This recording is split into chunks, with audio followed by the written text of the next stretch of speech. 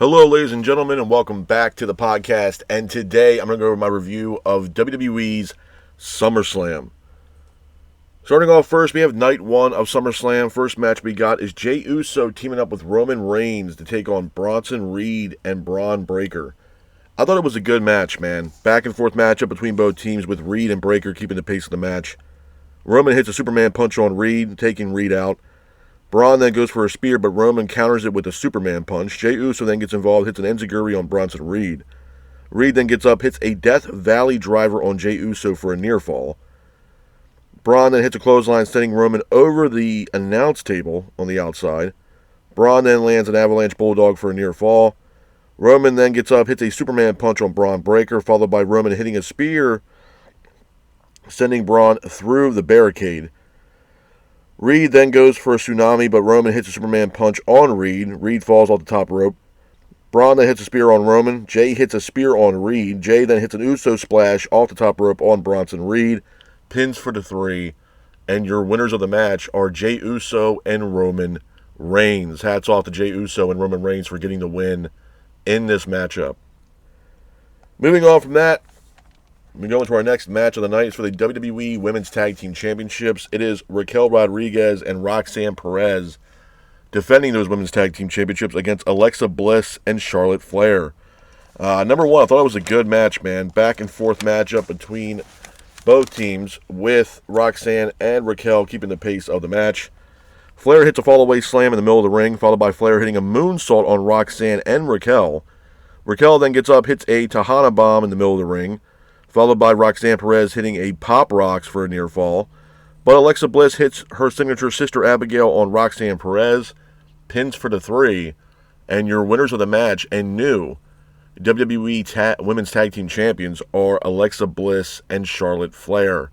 Hats off to Bliss and Flair for getting the win in this matchup. Moving on from that, we have Sami Zayn taking on Karrion Kross. I thought it was a good match. Back and forth matchup between Zayn and Kross, with Zayn keeping the pace of the match.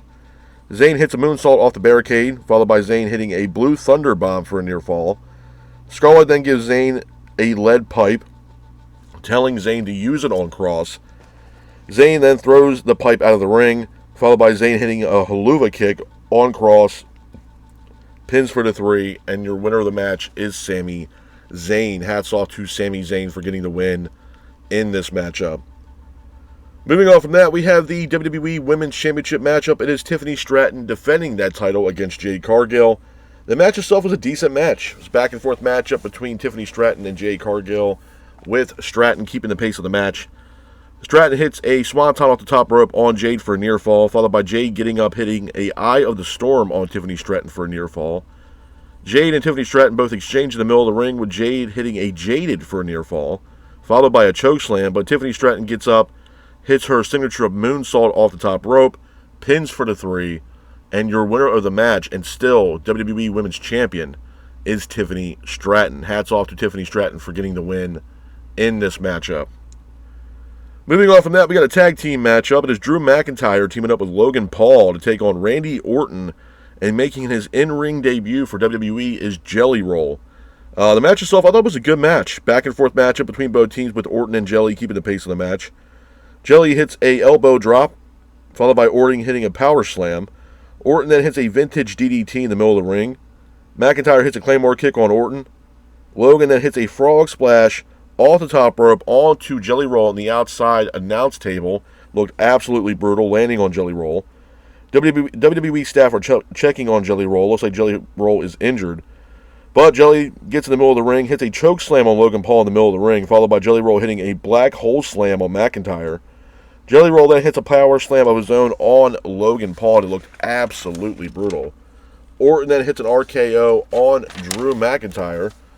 Logan then hits a frog splash, pins for the 3. And your winners of the match are Drew McIntyre and Logan Paul. Hats off to Drew McIntyre and Logan Paul for getting the win in this matchup. Moving on from that, we go into the main event of SummerSlam Night 1. It is Gunther defending the World Heavyweight Championship against CM Punk.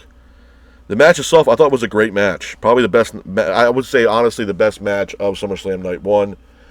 Back and forth matchup between Gunther and Punk. Gunther was keeping the pace of the match. Gunther and Punk both exchange in the middle of the ring, with Gunther applying a sharpshooter on Punk, but the hold is broken. Punk then applies a sharpshooter of his own, but the hold quickly gets broken. Gunther then hits a frog splash for a near fall, followed by a devastating powerbomb.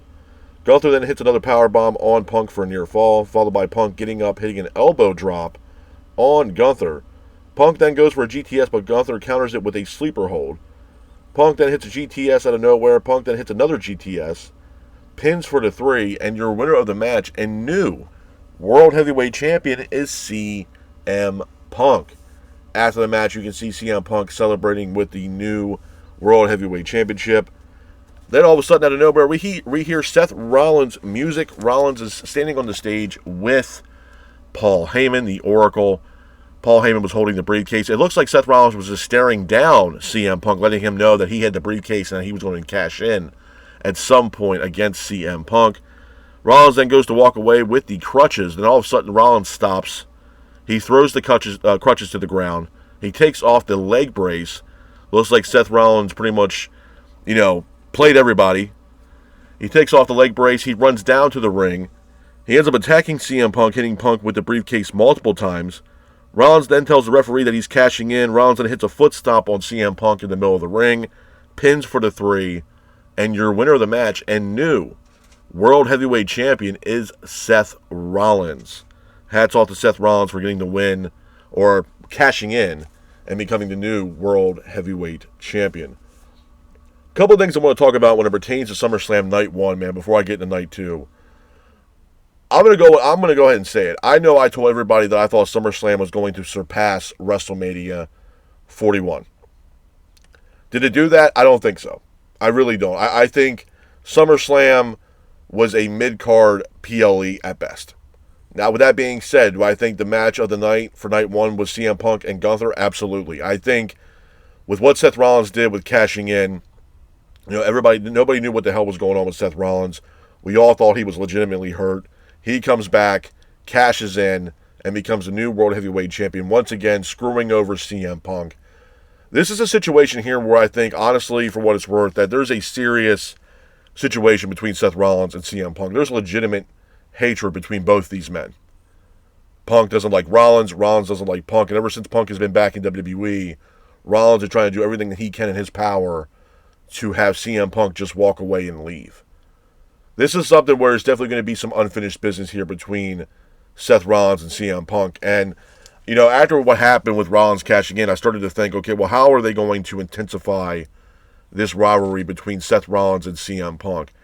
And there's multiple ways you can go about it. I mean, there has to be something where, loser leaves town, or loser goes over to another brand and stays on SmackDown. Something like that, where these guys are on two different brands, where you got Seth Rollins on Monday Night Raw and maybe CM Punk on Friday Night SmackDown. That's a possibility. And that was my biggest takeaway from this, is where is this going to go with Seth Rollins and CM Punk?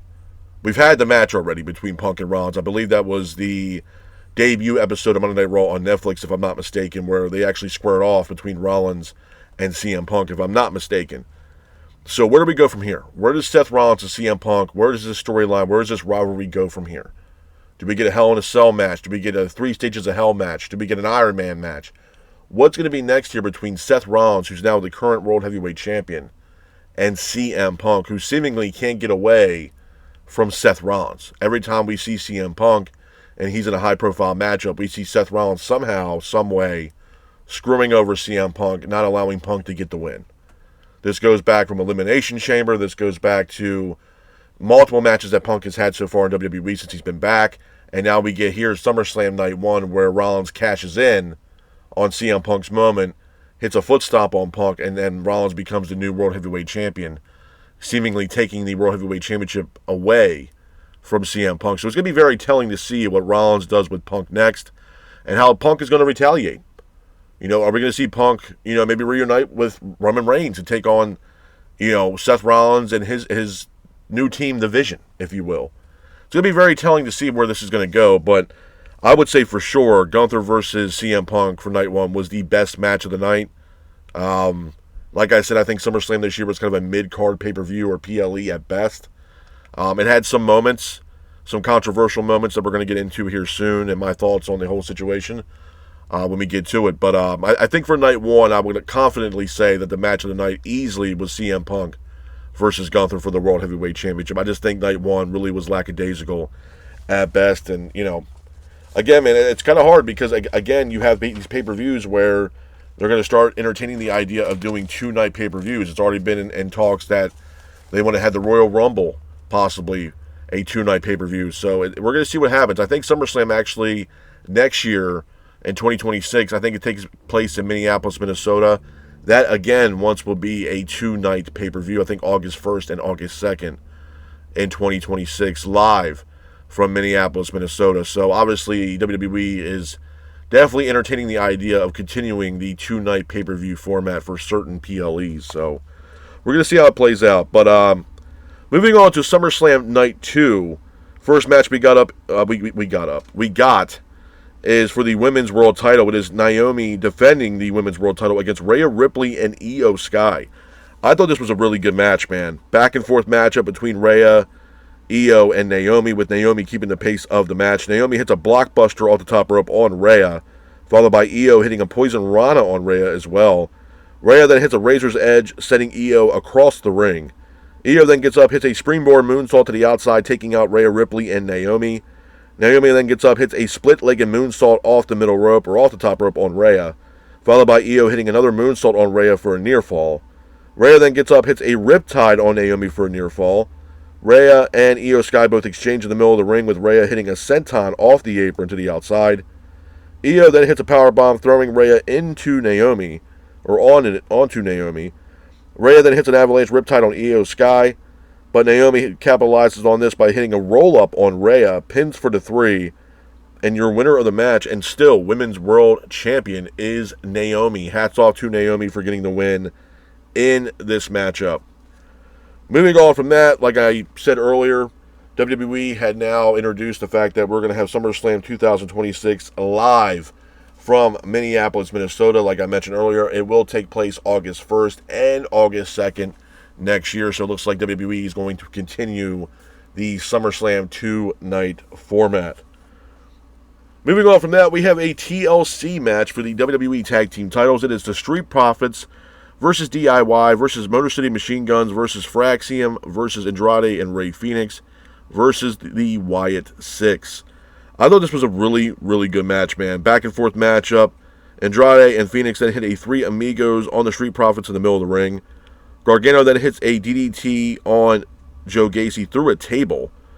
Dexter Lumis then hits a leg drop off the top rope, landing on Montez Ford through a table. Fenix then gets involved, hits a frog splash on Frazier through a table. Axiom then hits a Spanish fly on Angelo Dawkins through a table as well. Everybody's laid out. Candice LeRae is here. She climbs a ladder. Ciampa then pushes Gargano into the ladder, which pretty much let Candice LeRae go through a ladder to the outside. Looked absolutely brutal. Eric Rowan is here. He attacks Montez Ford. Street Profits then attack Rowan with chair shots. Uncle Howdy then pushes DIY off the ladder through a table structure to the outside. Andrade then hits a sunset flip on Uncle Howdy, sending him through a ladder. Joe Gacy, though, climbs the ladder, grabs the titles, and your winners of the match are the Wyatt Six. Hats off to the Wyatt Six for getting the win in this matchup. Moving on from that, we have a Women's Intercontinental Championship matchup. It is Becky Lynch defending the Women's Intercontinental title against Lyra Valkyria. This is a grudge match, a match that's been going on for quite some time. A lot of history here between Lyra and Becky. The match itself was a good match, man. It was a back-and-forth matchup between Lyra and Becky, with Becky keeping the pace of the match. Becky then hits Lyra with a kendo stick multiple times, followed by Becky hitting Lyra with a chair shot. Becky then hits Lyra with a toolbox. Becky then zip ties Lyra's hands together. This allowed Becky to hit Lyra with a wrench. Lyra then somehow breaks away from the zip tie. She hits Becky with the kendo stick, followed by Lyra hitting a Nightwing off the steel steps on the outside. Looked absolutely brutal. Becky, though, somehow gets up, hits a manhandle slam on Lyra Valkyria through a chair structure in the middle of the ring. Becky then goes to hit Lyra with a crowbar, but Bayley grabs the crowbar from Becky. Becky then tells Bayley to hit Lyra with the crowbar. Bayley seemingly can't do it. Bayley then attacks Becky. Bayley then accidentally hits Lyra Valkyria. This allows Becky to hit a manhandle slam on Lyra Valkyria. Pins for the 3. And your winner of the match, and still women's Intercontinental Champion, is Becky Lynch. Hats off to Becky Lynch for getting the win in this matchup. Moving on from that, we had a U.S. title match in a steel cage. It is Solo Sikoa defending the United States Championship against Jacob Fatu in a steel cage. I thought it was a decent match. Match ended really quickly. Back and forth matchup between Fatu and Solo, with Solo keeping the pace of the match. Fatu and Solo both exchange in the middle of the ring, with Fatu hitting 2 moonsaults on Solo for a near fall. The MFTs are here. They're trying to attack Jacob Fatu. Jimmy Uso is here. Jimmy attacks the MFTs. Tala Tonga then attacks Jimmy Uso. Solo then hits a Samoan spike on Fatu for a near fall. Tonga Loa and Tala Tonga are in the cage. Tonga and Tala cuff Fatu to the top of the cage. Fatu then gets loose, but Solo climbs out of the cage, and your winner of the match and still U.S. champion is Solo Sikoa.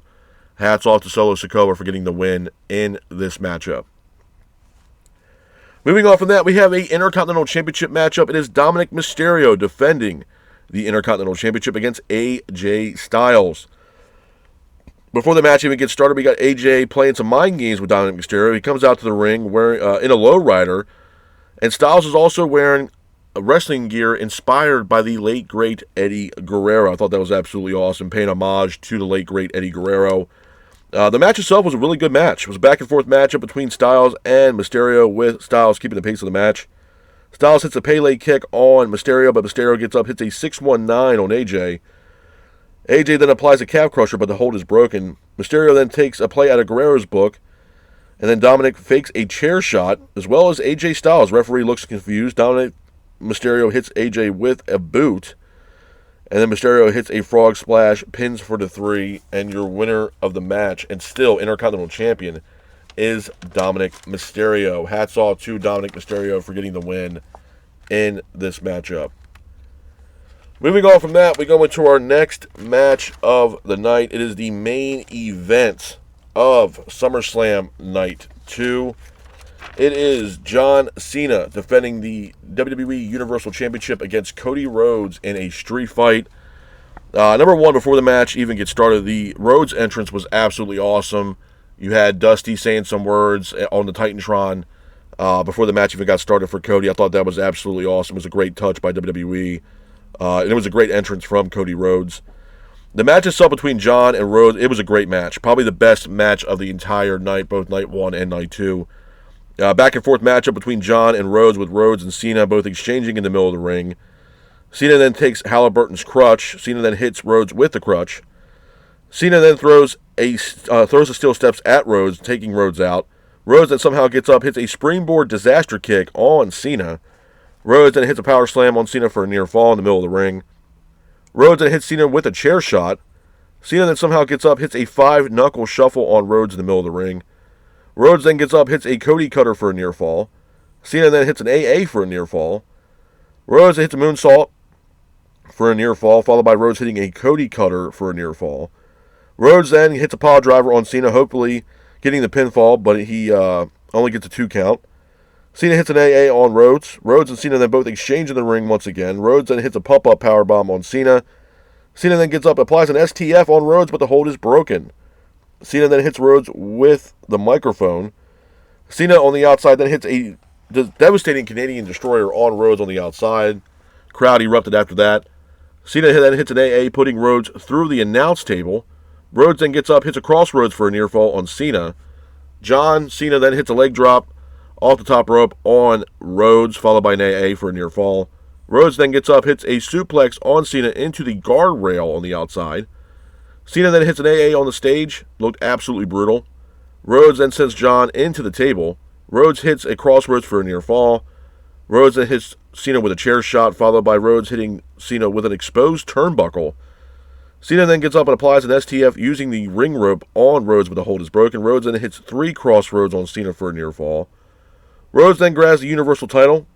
Cena hits 2 AAs on Rhodes, followed by Cena hitting an avalanche AA off the top rope on Rhodes for a near fall. Rhodes then gets up, hits a Cody cutter off the top rope through a table. Rhodes then salutes Cena. Rhodes then hits a crossroads on Cena, pins for the 3, and your winner of the match and new WWE Universal Champion is Cody Rhodes. After the match, Cena then gives Rhodes the title. Rhodes then walks away. All of a sudden, John Cena is greeting the fans, saying goodbye. All of a sudden, we hear music. We hear entrance music that hits the PA system. The crowd erupts. And that music is none other than the return of the Beast incarnate Brock Lesnar. Brock makes his return to WWE. He walks down to the ramp, stares John Cena down pretty much. Lesnar gets in the ring, hits an F5 on John Cena, leaving John Cena pretty much helpless in the middle of the ring. And it looks like Brock Lesnar has his sights set on John Cena.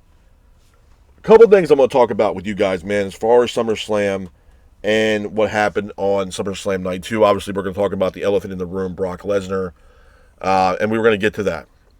This is my thoughts on SummerSlam. SummerSlam, to me, both Night 1 and Night 2, was a middle-of-the-road pay-per-view, in my honest opinion. I don't think it was the party of the summer. I don't think it was something that was better than WrestleMania 41, in my honest opinion. And I told you guys, I'll be the first one to say that I thought that SummerSlam was going to surpass what we saw at WrestleMania 41. I don't think it did.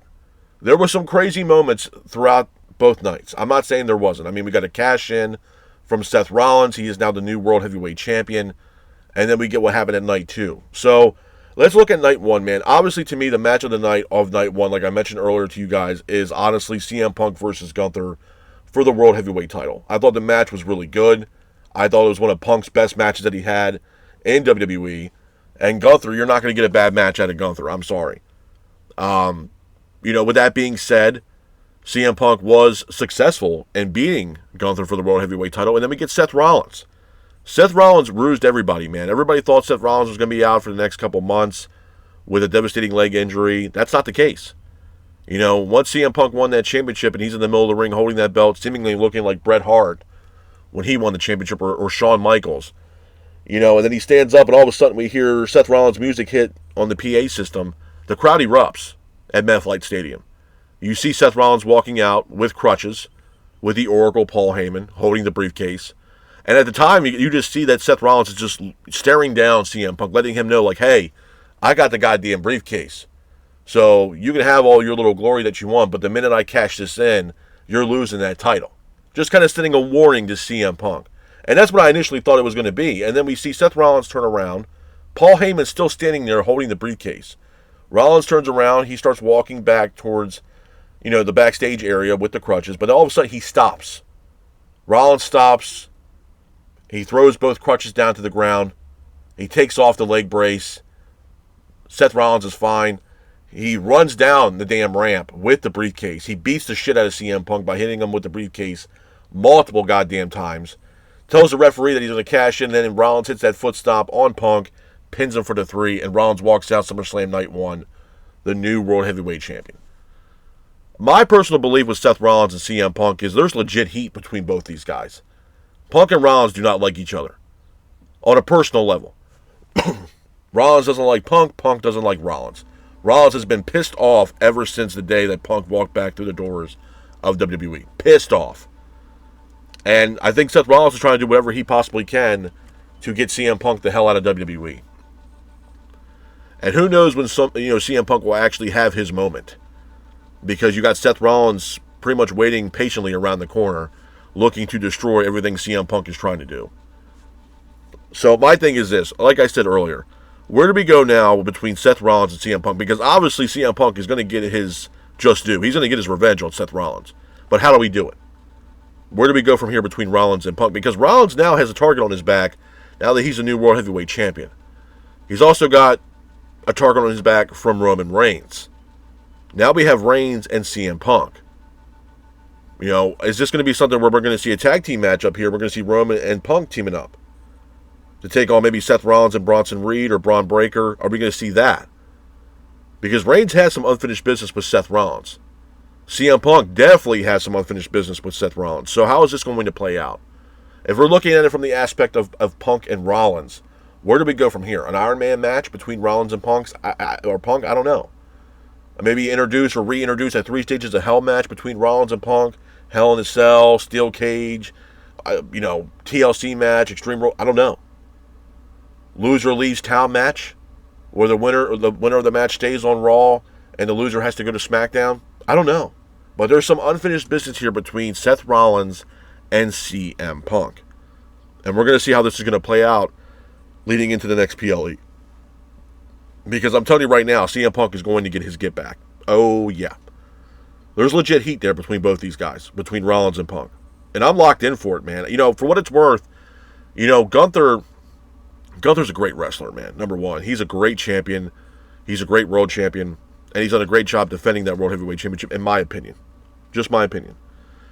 And to me, he's the definition of what a champion should look like. In my honest opinion. He reminds me a lot of a Bruno Sammartino, Ric Flair. Very classic vibe to Gunther. And he is a force to be reckoned with. Absolutely. But my thing is, where do we go from here? Where does Seth Rollins go from here? Where does Gunther go from here? What's next for Gunther? Is Gunther going to take some time off? Is he going to try to go back after the World Heavyweight Championship? Because, I don't know. I don't know. Right now we know that Seth Rollins is the current World Heavyweight Champion. And we know there's hostility and beef here and a rivalry between both Seth Rollins and CM Punk. Roman Reigns is also looking to get back on Seth Rollins as well and beat his ass. So we're going to see how this is going to play out. Roman Reigns is going to get his get back. There's no and buts about it. He's going to go after Seth Rollins. And he's going to beat the hell out of Seth Rollins. That's only a matter of time on when that's going to happen. CM Punk is going to wait. Is this something where a Punk is going to wait in the balance? Seth Rollins has a world title match or something, and Punk ultimately costs Seth Rollins. Is this something that, you know what I mean? Like, this is going to be very telling to see where this is going to play out. Because, like I said before, man, Roman is waiting in the balance as well. And Roman is going to be on Seth Rollins like a cheap suit. Cheap suit. He's going to whoop his ass when knowing that Seth Rollins is fine and he's okay. Roman's going to beat the shit out of him. He's going to be on him like a cheap suit. Like flies on shit. That's just the way it's going to be. There's some unfinished business there, as well as CM Punk. So, again, Seth Rollins has that target on his back, especially now that he's the current World Heavyweight Champion.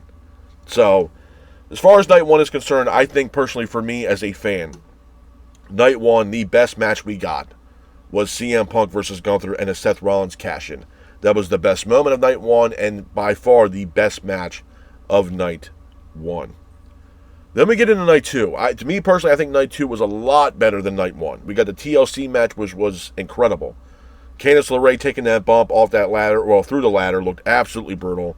It was a really good ladder match, in my honest opinion. Jacob Fatu and Solo Sikoa, that was one of the matches where it honestly kind of pissed me off. It felt like it was rushed between Solo and Jacob Fatu. It seemed extremely rushed. A lot of these matches on SummerSlam, both Night 1 and Night 2, seem extremely rushed. Fatu and Solo was extremely rushed. This should have played out 20, 25 minutes, 30 minutes easily. I felt like it was like a 10, 15-minute match, honestly. Fatu, I don't know what the plan is with Jacob Fatu moving forward. I know Solo got the win over Fatu and retained the U.S. Championship. I don't know what's next for Jacob Fatu. My thing is, and my theory, is that obviously there's going to be some kind of a War Games matchup here between Solo and the MFTs and Jacob Fatu and his team. There was even people speculating that we might have saw Zilla Fatu at SummerSlam helping out Jacob Fatu, and Zilla makes his WWE debut. Obviously, that did not happen. And I told you guys, as far as War Games, if that's the case and that's a scenario, then I would love to see an opportunity for Zilla Fatu to debut with WWE and be on Jacob Fatu's team leading into War Games. Absolutely. Absolutely. Will that happen? You never know. I don't know. But it would be cool as hell to see. That's for damn sure. I don't know what's next for Jacob Fatu, man. I think Fatu, obviously, man, he's a beast, forced to be reckoned with, and I've said it countless times, man. He's one of the best acquisitions that WWE has gotten in a very long time, in my honest opinion. The guy's a monster. I don't know where we go from here next. Obviously, there's unfinished business here between Fatu and Solo. I think what we're possibly going to be getting here between Solo and Fatu is a slow build leading up to this year's War Games matchup at Survivor Series. in my honest opinion. Because I don't know what other way they're going about it, to be honest with you. Because Fatu is on an island all by himself. He has Jimmy Uso, but it's just Fatu and Jimmy. You know, you got Solo in the MFTs with Tala Tonga, Tonga Loa, and JC Mateo. And most likely the return of Tonga Loa. So, you know, the deck's pretty much stacked against Fatu right now. So maybe they're going to slowly build up a team, if you will, for Fatu to go up against Solo Sikoa and the MFTs, in my honest opinion. So that match I was a little iffy about. Tiffany Stratton versus Jade Cargill. That's the other thing that I really want to talk about. Number one, Stratton is severely underrated. She's a great women's champion. She's a good wrestler. That moonsault is amazing. Jade Cargill, you know, a lot of people give Jade a lot of flack, man. And maybe I'm on that list. Jade's just, you know, when the match ended and Stratton retained the belt, I wasn't pissed with the outcome of the match. I just wasn't. Jade Cargill, man, you know, for what it's worth, I think she's a powerhouse. She's very strong in the ring. Moveset-wise, it's very lackadaisical. Jade is all over the place, man. Jade needs to go back and figure out really what she wants to do as far as professional wrestling. She's very stiff in the ring. You know, the moveset is not there. It's very lackadaisical. And I just feel like it's not there. You know what I mean? And it's not me taking anything away from the women's locker room or the women in WWE. I think some of the best wrestlers WWE has on the roster are the women. Tiffany Stratton, Bianca Belair, Io Sky, Rhea Ripley, Liv Morgan. I mean, those are some top names in the business right now in all of professional wrestling. So it's not me shitting on the women's roster in WWE. The reason why I'm, you know, taking Jade out of this category is because Jade really hasn't done a lot of production in the ring, bro. It's just not there. We had the storyline with her and Naomi that's surpassed now. It really didn't go anywhere. And now Jade's pretty much on an island all by herself. She's no longer teaming up with Bianca Belair or Naomi. So now you're going to see Jade in a singles role and see where she's going to go. I don't think it's going to pan out, man. I just don't. I don't know where we put Jade from here. I don't know. We put her back in the main event. I don't know. I think Jade Cargill at best right now in WWE is mid-card at best. At best. I don't see her in the main event scene. I don't see her going after more world titles right now. She's just not ready, man. You know, and the thing of it is with Jade, you know, she's up there in age. I'm not saying she's old, but as far as being an in-ring performer, I mean, she's in her 30s. So, I mean, it's not, you know, I don't know. I really don't know. And that's one of the biggest things, one of the big reasons why she went over to WWE, because she wanted to go there. She wanted new opportunities. And like she said herself, that she's not getting any younger. She wanted these opportunities to, you know, wrestle in WWE. You know, but I think right now for Jade, you know, the best thing that she could possibly do is be a part of the mid-card on SmackDown. That's the best option right now for Jade, to be honest with you. And I know WWE does do cuts and releases. I'm not sitting here saying that Jade's going to be on the list. But would I be surprised if she was on the list? No, I wouldn't. There's not a lot of production from Jade. You know, for what it's worth, I said the same thing about Andrade. Now, Andrade and Phoenix as a tag team have been awesome. I mean, they've been kicking ass. But, again, it's one of those things where, like, I said the same thing about, if people are going to attack me about the women's roster, I said the exact same shit about Zelina Vega. I'm surprised Vega has had a job with WWE this long. The productivity's not there. I know she was former women's U.S. champion, but she wrestled nobody until she met Julia. Chelsea Green's not it. It's just not. You had Meechin. Look, man. There's been, I put it to you like this. There's been more productivity with the Women's Intercontinental Championship and more direction for the Women's Intercontinental Championship than there ever has been for the current Women's U.S. Championship, by far. I mean, look at SummerSlam, bro. We just literally had Becky Lynch versus Lyra Valkyria for the Women's Intercontinental Championship. Where was the Women's United States Championship? Where's that? We had the Men's U.S. Championship title defense, but where was the Women's U.S. title defense? You know what I'm saying? Like, obviously, they don't really have a whole lot of thought into the Women's U.S. title at all, to be honest with you. At all. It wasn't even booked at all for both 2 nights of a SummerSlam, both night 1 or night 2. So clearly, WWE doesn't really have a whole lot of praise for the Women's U.S. Championship, to be honest. So, I don't know, man. It's going to be very telling to see where Jade goes from here. I think, like I said before, I think mid-card at best for Jade. What's next for Stratton? I don't know. They're going to start building contenders. Obviously, we got, I think, Clash of Paris coming up here soon. So they're going to start building towards that. But again, Tiffany Stratton, underrated. She has one of the best moonsaults in the game. And she ended up retaining that title against Jade at SummerSlam Night 2. So hats off to Stratton for getting the win in that match. Then we get to the main event of Night 2. John Cena and Cody Rhodes, man. This was a match that well surpassed their match at WrestleMania 41. Their match at WrestleMania 41 was complete and utter shit. This match, on the other hand, was completely a 360. This, honestly, and this might be a hot take for a lot of people, this might be the best John Cena match that we've had since he's been back in WWE. By far. This was the John Cena of old.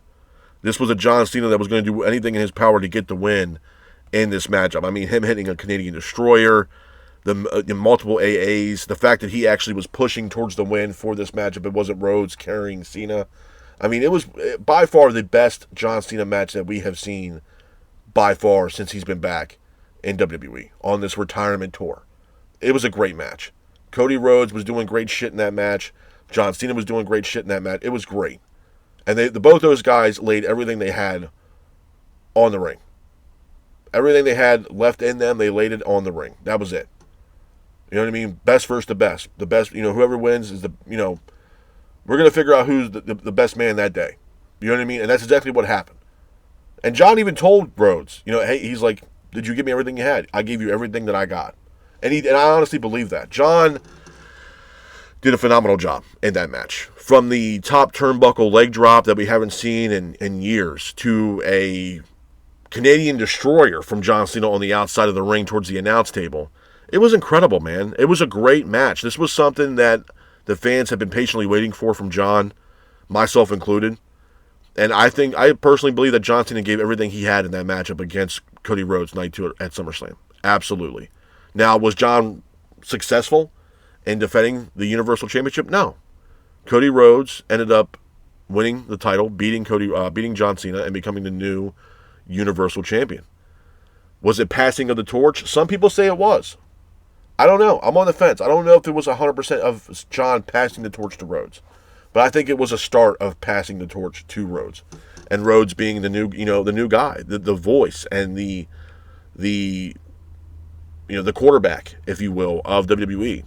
I don't know if it was 100% of John passing the torch to Rhodes in that way yet. Now, with that being said, John has some more dates left. So when we get to the end of the match, Rhodes, celebrates with John Cena. Rhodes walks out with the belt. He leaves. Cena's in the middle of the ring by himself. He's greeting the fans. He's saying goodbye. He goes to walk out of the ring. And then we get this music hitting over the PA system, and the entire MetLife Stadium erupts. And that person, who it is the return of the Beast Incarnate, Brock Lesnar. Now, this is going to be a part of the podcast here, man, where people are either going to be really happy with what I say or really pissed off with what I got to say. Lesnar returns. He ends up hitting an F5 on John Cena, leaving John Cena pretty much helpless in the middle of the ring. And like I said before, it looks like Lesnar has his sights set on John Cena. This is where we're going to, like I said, talk about the elephant in the room. Brock Lesnar. Now, it took me 2 days to really sit down and really think about exactly what I wanted to tell you guys. Because like I told you before, I'm not here to rub shoulders and elbows with these people. I'm going to keep it real. And exactly how I feel. This is my opinion. And this is how I feel. Does WWE need Brock Lesnar? No, the hell they do not. No, they don't. Do they need him to sell merchandise? No, they do not. Does Lesnar need to be there to increase rating? No, he does not. At all. When I saw Lesnar's music hit and I saw him walk out to that ramp, my first initial thought was, wow. 2 things popped in my head. Number 1, WWE did the unthinkable. And I can't believe they actually did this and had Lesnar come out, to be honest with you. And for those people that are confused on why a lot of people were up in arms and pissed off, I'll just say this. Lesnar was a part of some serious allegations from an individual that used to work with WWE. You guys can figure it out. And you can find out why a lot of people were pissed off. You can look up what's going on and why a lot of people were up in arms about Lesnar returning to WWE. Because of situations that have happened with a former employee of the company. And, my thing is this. What Lesnar was speculated to do, or has done, For one, I don't condone. I don't condone at all. I think it's absolutely fucking disgusting. I think you're a piece of shit human being. And it looks at WWE in a whole different limelight. In my honest opinion, I feel bad for the women on the roster of WWE. I'll say that as well. Bringing in someone like Lesnar and what's been going on and what is currently going on behind closed doors in WWE. I just think it was a slap in the face to the women in the locker room in WWE. I know some people saying, oh, he's uninvolved with the situation with Vince and all this. He was named. Lesnar was named in a situation or altercation that took place between Vince and the former employee of WWE. So, again, it's, you know what I mean? People are, oh, he didn't do it. Bro, he still was named in this situation. And what he wanted from this certain individual is absolutely fucking disgusting. He's a creep, and it's disgusting. And I know a lot of people are on, social media saying, oh, the community's trying to be, on the defense and everything else, and they're trying to be their own, lawyers and all that. No, bro, it's just common sense. It's just human fucking decency is what that is, man. And for the people who are like, oh, yeah, I'm glad that he's back. Dude, look, man, I can give a fuck less with Lesnar being back in WWE. I'm not a Lesnar fan. I never really was. And to be honest with you, I can give a shit that he's back. And this is the thing too, man. I'm going to point the finger here at Triple H on this shit. I think it's kind of ironic and some coward-ass shit where all this time you had these PLEs and you had these post-shows for the media, okay, after these PLEs were over, to talk to the fans, to talk to media, to talk to different podcasters and people in the media about that certain specific PLE. But somewhere along the line, ironically, Triple H and WWE decided not to have the media post-show after SummerSlam. I wonder fucking why. I wonder why. Now, credit, supposedly Lesnar was cleared of all this shit 4 weeks prior to him leading into SummerSlam. Okay. But that's pretty much hearsay at the moment. Now, I'm not going to sit here and say that WWE's, legal team is not going to follow the law. Obviously, something would have happened along the line where they cleared him to have him come back into the fold of WWE. I don't think they're just going to go say, okay, yeah, we need Lesnar, let's just put him on TV anyway. I don't think WWE is going to go that route. But still, it comes down to human decency, folks. We know what he supposedly had did. You know what I mean? And people are like, oh, well, there was nothing, this didn't happen, this didn't. He was still named in the situation at hand. The situation at hand is still going on currently to this day. That's the other thing. I think, if anything, if you're going to bring Lesnar back, you should have waited for that situation that's going on right now, that's ongoing, to be completely done and settled. And then possibly bring Lesnar back depending on what happens in the situation or, where they go from there. So that to me was a hot take right off the rip. To me, it's one of those things, man, where, some people are, oh, yeah, we're excited to see Lesnar back and all this other shit. I'm not. And Triple H is turning a lot more into Vince McMahon, to be honest with you. He is a wolf in sheep's clothing. A snake in the grass. Absolutely. And a coward, in my honest opinion.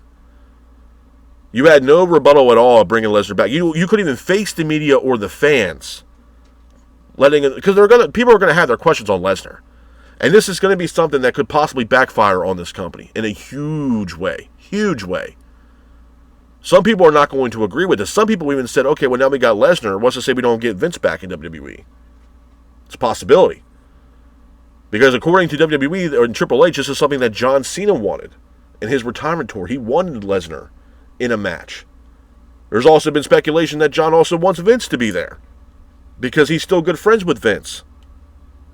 You know what I'm saying? You want to talk about shock and awe, bro. This was one side of the stone until we get to the second part of the stone, which could be Vince McMahon returning to WWE. Imagine that shit. Imagine that, and imagine all the people that were getting pissed off about Hulk Hogan, saying all this evil, nasty shit about Hogan once he had passed away.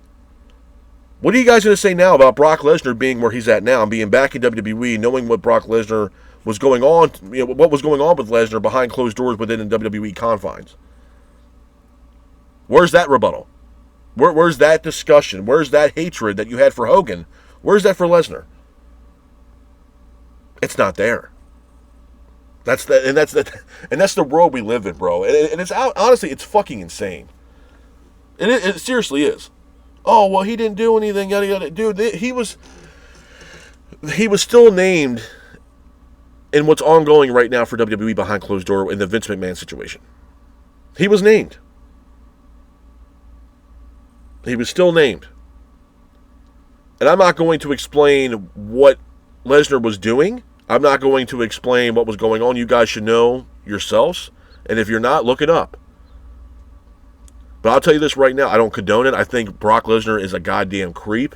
I think it's fucking disgusting as hell, man. And the fact that WWE brought this guy back, come on, man. Come on. And some people are going to sit here and say, well, if you don't like it, don't watch it. This is my job. This is what I do. I'm not going to, because this guy came back, oh, I'm not going to watch it. No. I just don't condone what he did. I give a shit less about Lesnar being there. I don't give a fuck if he's there or not. I really don't. I think Lesnar's a piece of shit, to be honest with you. I do. I think he's a piece of shit. I think he's disgusting. I think he's a creep. And he's fucking weird, man. And my thing is this, bro. I'll just go out and say this. You know what was going on with this said former employee of WWE and what was said about Lesnar. You know what I mean? Bro, for Lesnar, you have a daughter, man. You have a daughter. Imagine, you know what I mean? What if this happened to your own family? You know what I'm saying? And for the fans out there saying, oh yeah, I'm happy Lesnar's back, dude. Imagine if this happened to one of your loved ones. But you're okay with him coming back into the business. Come on, bro. Come on. And here's the other thing, too. If you're looking at that situation with Lesnar and what's going on, you got to look at other people, too. People are going to say, well, what about everybody else that got into it with this and this situation and this, and they were found to be okay, and it wasn't true, and all this other shit. Why are they not back in WWE? You know what I mean? So, again, this is something where I think a lot of people are going to be up in arms about this shit. And for me, personally, as a fan, I don't give a shit about Lesnar. I don't. But when I read the news about Lesnar, I was disgusted. It's absolutely fucking disgusting. The WWE doesn't need him for a ratings pop. They don't need him to sell merch. They don't need him back in the fold of WWE because they're hurting financially. No, bro. It's a bunch of fucking bullshit. It is. And Triple H is a fucking coward. I'm sorry. You are a fucking coward. The fact that we're going to pull the post-media scrum 24 hours before this guy fucking showed up. Get the fuck out of here, man. I mean, really? That's what we're fucking doing? That's what we're doing. Oh, yeah, Lesnar was cleared 4 weeks ago. Yeah, okay, fine. John wanted him in his retirement tour. I don't give a rat's ass what John Cena wants. I don't. So what's next? Like I said, what's next? Now we see Lesnar. We're going to see Vince. John's big friends with Vince. Praises the hell out of Vince McMahon. Are we going to see Vince as well in WWE? Is he going to come back to WWE? This shit is a fucking circus, man. What they did on that night, too, with bringing Lesnar back, told the fans, we don't give a shit what you think. We don't give a shit what you think, what you do. We don't give a damn. Like I said, Triple H is a wolf in sheep's clothing, bro. He don't give a shit about the fans, man. He just don't. He don't. I mean, look at the fucking situation where you had fans and Triple H sitting at a podium, and you had fans chanting, we want Cross or something with carrying Cross, and then you hear Triple H, oh yeah, we got Brock, we want Brock, completely shitting on carrying Cross. If I was carrying Cross, I would get the fuck out of Dodge and get the hell away from WWE. Go to AEW or TNA, bro. Seriously, get the fuck out of Dodge. Your contract's coming up, and there's been no talks about contract extensions or nothing. Yeah, get the fuck out of Dodge, bro. They're going to let you go or let your contract succeed, bro. I'd be shocked if they re-sign him. I would. You even heard what Braun Strowman said. Braun Strowman says that Triple H don't give a shit, and WWE don't give a shit about the fans at all. Can't disagree with him, necessarily. Just look what they did with bringing back Brock Lesnar. There were so many people, man, all over Twitter that were up in arms about this shit. It was unreal. And people trying to justify it. Like, oh, yeah, he did nothing, yada, yada. No, bro. He was still named in that situation. And whether he, did something with this said individual or not, there were still things being relayed back and forth between both parties or all parties involved. Vince, Lesnar, and this other individual. So again, he's still a part of that situation, whether you like it or not. I'm not sitting here saying that, I can justify this or whatever. I'm not a fucking lawyer. But what I do know is human decency, bro. I mean, come on, man. I mean, get the fuck out of here, bro. And honestly, it's fucking mind-boggling to me. Honestly. It is. It is. I'm not going to stop watching the product because this asshole came in. No, because it's not fair for me. It's not fair. It's unfair for the people that watch pro wrestling week in and week out that are fans of other wrestlers that want to see their favorite wrestler wrestle. Like I said, I don't give a fuck about Lesnar. I think he's a piece of shit. I think he's a fucking scumbag. And like I said, I do feel bad for the women that's on that roster right now. I do. I absolutely do, because what message does that actually send? To be honest. Honestly, bro. I mean, whether people like Lesnar or not, what message does that send to the women in that locker room? We don't give a fuck about you. We don't give a shit about you. This guy's going to be roaming around backstage, Raw or Smack. We don't give a fuck about y'all. And the thing of it is, this guy has a family of his own. His daughter, Maya Lesnar, collegiate athlete. I think she does the shock put for Colorado State. You have a daughter, man. You have a family of your own. And you're pulling this shit? Come on, bro. You're a fucking scumbag. I'm sorry. And my thing is for the people that were hating on Hogan, Hogan's a piece of shit. Hogan was the next Benoit. Are you fucking insane? Are you fucking insane? We wouldn't have pro wrestling if it wasn't for Hogan. We wouldn't have a fucking WrestleMania if it wasn't for the likes of Hulk Hogan. Those wrestlers that are wrestling now for WWE wouldn't be making the fucking money they're making right now if it wasn't for the likes of a Hulk Hogan. WWE wouldn't be as global as it is now if it wasn't for the likes of Hulk Hogan. So all that is bullshit. Bullshit. I can't, it's just, I don't know, bro. I really don't. I told you guys before, man, I'm going to keep it real. I'm not sitting here sugarcoating shit. It's my opinion. If you don't like it, go watch someone else. I'm not here to rub shoulders with these fucking people. I'm not. I don't condone the behavior of Brock Lesnar. I think it's fucking disgusting, and it's nasty, and he's a piece of shit human being. Bottom line of it. I think Triple H is a fucking coward. I think the fact that you already knew this was going to happen, you canceled the fucking post-media scrum 24 hours before this fucking guy showed up, says a lot. You're a coward, bro. You're a fucking wolf in sheep's clothing. Snake in the grass. And he's just like his father-in-law, Vince McMahon. Exactly like that. And the fucking crazy thing about it is you almost had all the McMahons there except for two at SummerSlam. Except for Shane and Vince. You had Steph. Triple H was there, who's technically not a McMahon, but he's married into one.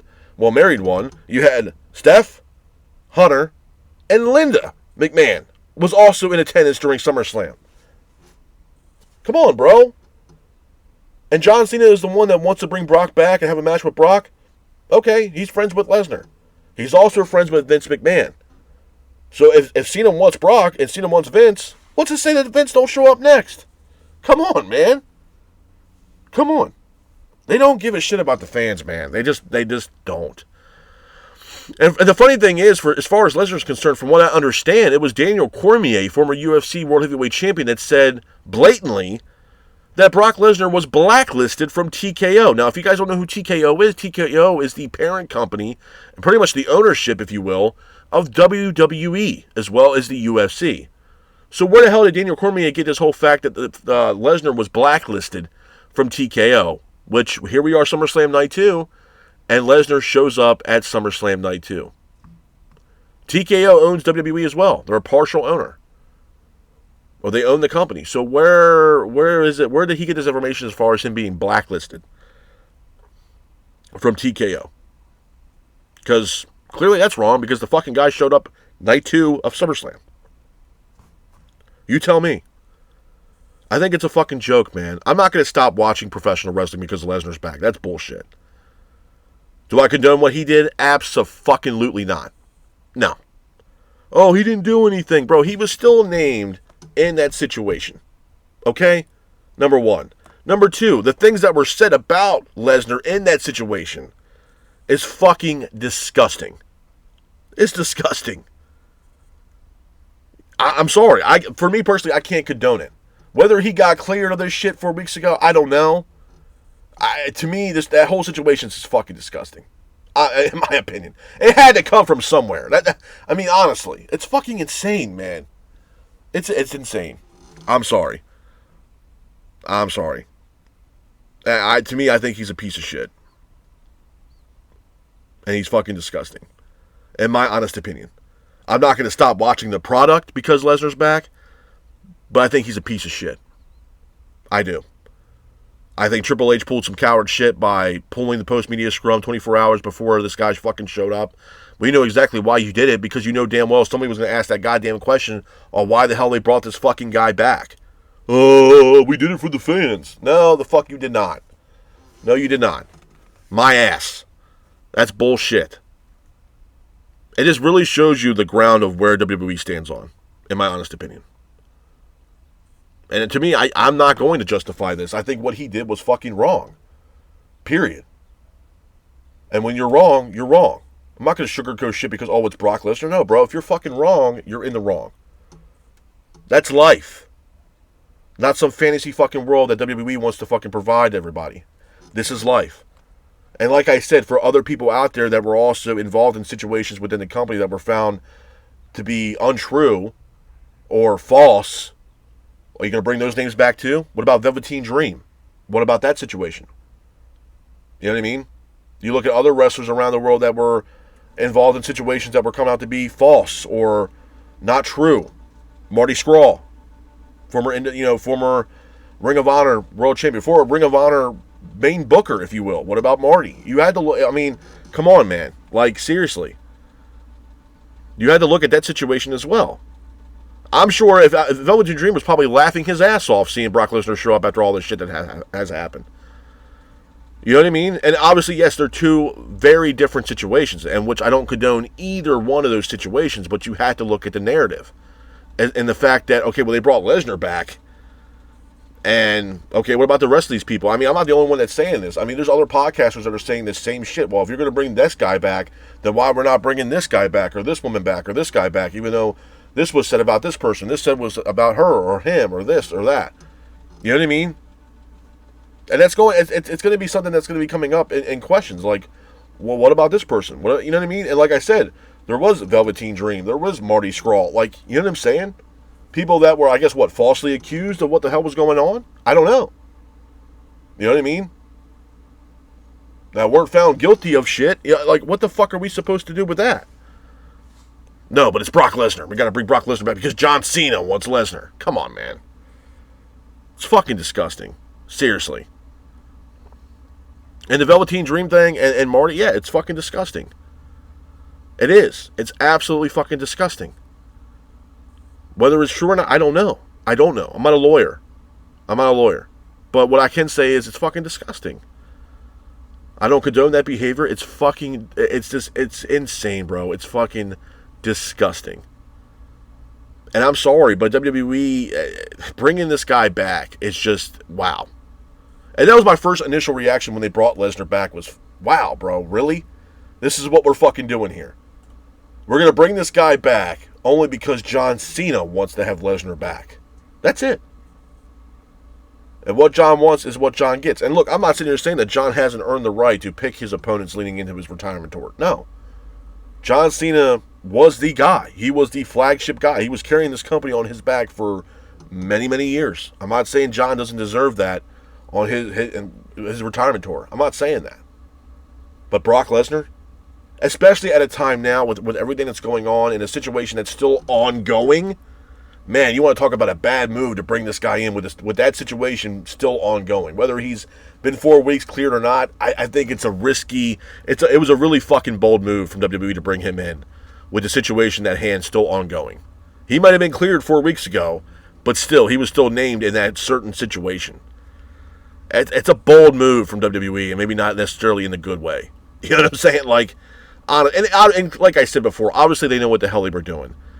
They knew that they were bringing this guy in. They knew they didn't want any media around the situation at all because they canceled the post-media scrum 24 hours before this guy even fucking walked through the door. So clearly they knew what the fuck was going on. They knew that there was going to be backlash. They knew there were going to be people or certain individuals that were going to ask Lesnar or Triple H, whoever was there, why is Lesnar back? What's the deal? What happened with Lesnar? Is the situation still ongoing? Is he still a part of the situation? You know what I mean? These questions were definitely going to be asked if you are a journalist covering professional wrestling, and rightfully so. It's not like some, strange person walking through the doors of it. No, this is Brock Lesnar. You know what I mean? And obviously the situation at hand is a very serious situation. So a lot of people were up in arms about it. Me personally, I think it's fucking disgusting they brought this guy back. I do. Do I give a shit that he's there? No. Do I care that he's there? No. Am I a Lesnar fan? No. Even before all the bullshit happened, was I a Lesnar fan? No. I'm just not a fan of Brock Lesnar. I'm just not. And I think with the situation at hand and what's ongoing still, and even though he was cleared 4 weeks ago, according to WWE and their sources, I still think the fact of what was said about Lesnar and what possibly could have happened with Lesnar and this certain individual is fucking disgusting. And like I said, I mentioned Velveteen Dream and stuff. In credit, those are two different, vastly situations. Absolutely. But again, it wasn't as if Velveteen was found guilty of what was going on.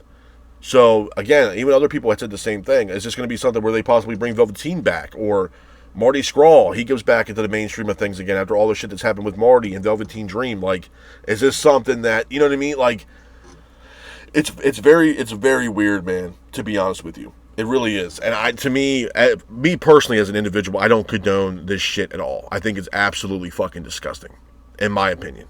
And everybody has their opinions, just like everybody has, they can say what they want. If you don't like what I got to say, then go somewhere else and watch someone else. I'm going to keep it real on my show. This is my show, and this is how I feel about this certain situation. If you don't like it, go somewhere else. If you do, stick around, man, because like I said, I keep it real on this show. I'm not here to rub shoulders and elbows with these people and get in the good graces of Triple H and Tony Khan. No. And honestly, for what it's worth, I think a lot of people that do this need to stop doing that. Honestly. And keep it real. Stop trying to kiss these people's asses. And a lot of people, and and those people know who they are. I'm not going to name who they are, but they know who they are. That want to rub shoulders with these people and kiss their ass. It's fucking embarrassing. It honestly is. It's a joke. And honestly, for just the wrestling fan base in itself, man, it's so divided, and it's absolutely at times cringy, to be honest with you, man. Because some people, especially with this Lesnar shit, oh yeah, AEW did this, and dude, come on, seriously, come on. You know what I mean? Like, it's just, it's crazy, man. It's absolutely insane. Where it's so divided, and some wrestling fans are just off their fucking rocker and off their rails, man. They need to come back and touch grass and get a sense of reality. To be honest, I'm being honest, man. I mean, I'm a wrestling fan in myself. I'm not sitting here saying I'm perfect. I'm not. But goddamn, bro. Go outside and touch some grass. You know what I'm saying? Like, live your life. You know what I'm saying? Like, people are so fixated on this shit, it's unreal. And they think it's reality. And it's not. What Lesnar did, or was accused of, is disgusting. I'm not sitting here saying that he did or didn't do it. I don't know. But what he was accused of doing is disgusting. Same thing with Velveteen Dream. What he was accused of is absolutely fucking disgusting. And I don't condone that behavior at all. I think it's absolutely fucking just nasty and disgusting. Same thing with Marty. I don't condone that shit at all. I think it's fucking disgusting. I think you're a piece of shit. If you're doing shit like that, you are a scumbag piece of shit. But again, like I mentioned earlier, if Velveteen didn't do anything, why are they going to bring back Velveteen? You know what I'm saying? Like, it's one of those, and some other people, that even friends of mine have said the same thing, where it's like, well, you have the Lesnar situation, then you also have Velveteen and other people, other individuals that was more or less, okay, this person did this, but it didn't happen, or this, that, and the third. Are they going to bring this person back now because Lesnar's back? Like, it's a lot of shit, to be honest with you, man. And to me, I just think it's one of those things where it's disgusting. Whether he did it or not, what was said about that current topic and that situation is absolutely fucking disgusting.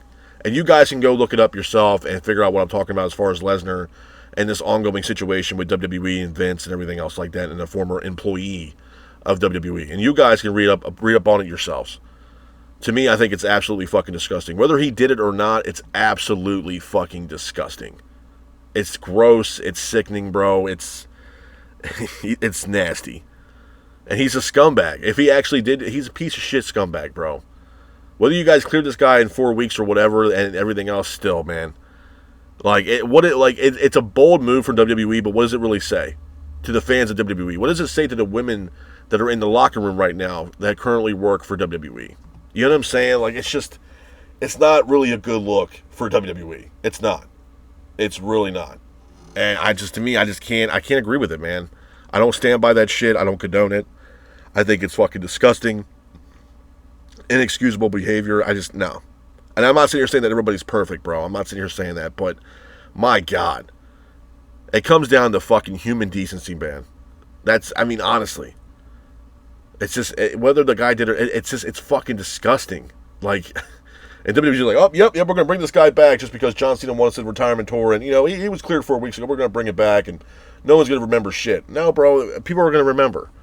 And like I said, whether this guy did it or not, still, what was said about Lesnar in this situation was fucking disgusting.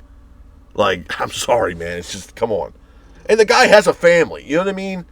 Like, you got a family, you have a daughter. You know what I mean? Like, come on, bro. What if someone said it about your family or your daughter? You know what I'm saying? Oh, it's okay because it's this or that. No, bro. Nah. Hell no. To me, I can't condone that behavior, bro. I'm not. Nah. Nope. No. And like I said, I will still watch the product because I am a fan of professional wrestling, and this is what I do. I love my podcast. I love Monday Night Raw, SmackDown, Dynamite, Collision. The PLEs, the pay-per-views. Absolutely. I'm not gonna stop doing what I'm doing because they brought back this goddamn asshole. I'm not gonna do that. No. Do I think he's an asshole, scumbag piece of shit? Yes, I do. Yes, I do. Absolutely, I do. And people have their opinion about it if they want. I don't give a shit. This is my opinion. This is my show. I think the guy's a piece of shit scumbag. That's my opinion.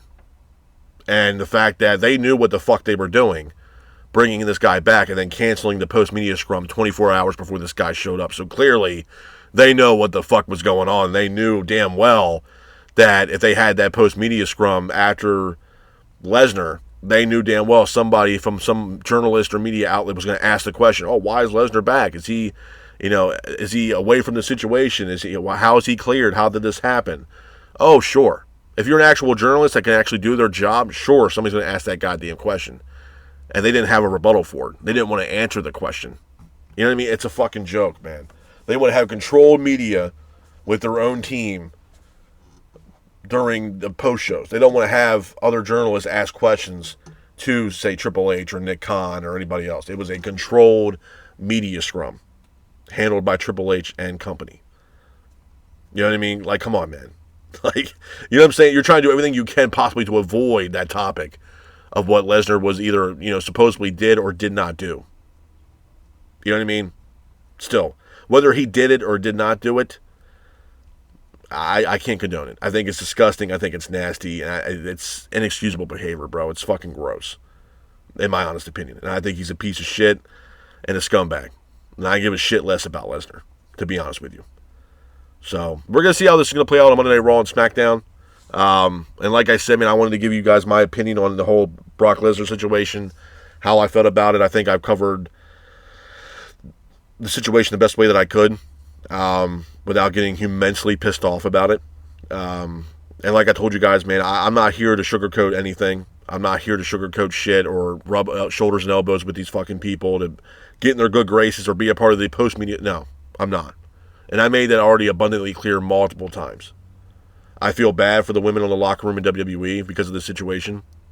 I believe Triple H is a wolf in sheep's clothing. Absolutely. I think he's the next Vince McMahon. And I think this situation was a bold move from WWE, not in a good way. And something that's possibly going to backfire on the company. And I think just the whole Lesnar situation in itself, whether he did it or did not do it, I just think the situation itself is disgusting. It's inexcusable behavior. I don't condone it, and I think it's downright fucking disgusting. Whether he did it or not. I just think it's fucking gross, to be honest with you. Does WWE need Lesnar? No. Do they need him to sell merch? No. Do they need him for a rating? No. They brought him back solely because it's John Cena's retirement tour. That's why Lesnar is back. Other than that, I can give a rat's ass about Brock Lesnar, to be honest with you. And for what it's worth, I think WWE was doing just fine without Lesnar, to be honest with you. So, like I said, man, I wanted to give you guys my opinion on the Brock Lesnar situation. You know, and like I said before, I'm still going to cover Monday Night Raw and SmackDown as usual, as well as Dynamite and possibly Collision, as well as all PLEs and pay-per-views for both AEW and WWE moving forward. Yeah, I wanted to give you my opinion on Lesnar. I think I covered all the facts and how I felt about it. And, yeah, man, I mean, it's one of those things where, you know, you never know with WWE, to be honest with you. You really don't. And you know, like I mentioned earlier with other people that, you know, were involved in different situations that were, you know, somebody was saying this about this person or that, and nothing came about it. It was just rumors or speculation. This person wasn't guilty of that or this, that, and the other. I mean, you got to look at names like Velveteen Dream and Marty Scurll and shit like that. You know what I mean? Now they brought Lesnar back. You know what I'm saying? It's one of those things where it's the whole situation in hand is fucking gross and disgusting. But you had to, I mean, like I said, I've had people come up to me saying, well, you had to think about it, bro, because technically they weren't guilty of this or guilty of that. I don't give a shit what they were guilty or non-guilty of. It was still fucking disgusting, man. Whether you like it or not, it's still fucking disgusting, and it still comes down to human fucking decency for other people. I don't give a shit what they did. It's just, it's shitty behavior. It's disgusting. Whether they did or did not do it, it's still fucking disgusting and inexcusable behavior. Bottom line of it, in my book. And that's the way I feel about it. And with Lesnar, whether he did or did not do it, in the situation that was presented, it's fucking disgusting. And it's absolutely gross. And I'm very shocked that WWE brought this guy back. I think it was a bold move, not necessarily in a good way, in a very bad way. And this could be something that could possibly backfire on WWE big time and immensely. But with that being said, this is my review of WWE.